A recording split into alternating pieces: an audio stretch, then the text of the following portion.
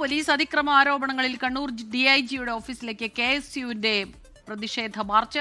അരുൺ പൂപ്പറമ്പയാണ് ചേരുന്നത് വിവരങ്ങളുമായി.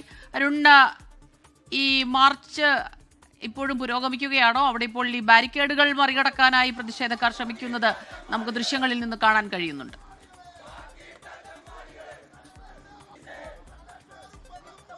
സ്മിത, തുടർച്ചയായി ഉണ്ടായിട്ടുള്ള കസ്റ്റഡി മർദ്ദനങ്ങൾ, അതോടൊപ്പം കെഎസ്യു നേതാക്കൾ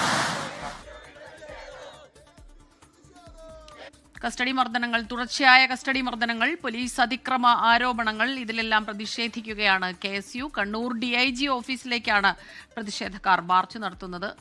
മാർച്ചിൽ ചെറിയ രീതിയിലുള്ള ചില സംഘർഷങ്ങൾ ഉണ്ടായി. പോലീസ് അവിടെ സ്ഥാപിച്ചിരുന്ന ബാരിക്കേഡുകൾ അതിനു മുകളിലൂടെ അത് മറികടക്കാൻ പ്രതിഷേധക്കാർ ശ്രമിക്കുന്നുണ്ട്. അതിന്റെ ദൃശ്യങ്ങളെല്ലാം നമുക്ക് കാണാൻ കഴിയുന്നു. അരുൺ പൂപ്പറമ്പ ചേരുന്നുണ്ട് വിവരങ്ങളുമായി. അരുൺ, പറയൂ, ഇപ്പോഴും അവിടെ മാർച്ച് പുരോഗമിക്കുകയാണോ? സംഘർഷ സാധ്യത അതുപോലെയുള്ളൊരു സാഹചര്യം അവിടെ ഉണ്ടോ ഇപ്പോൾ നിലവിൽ?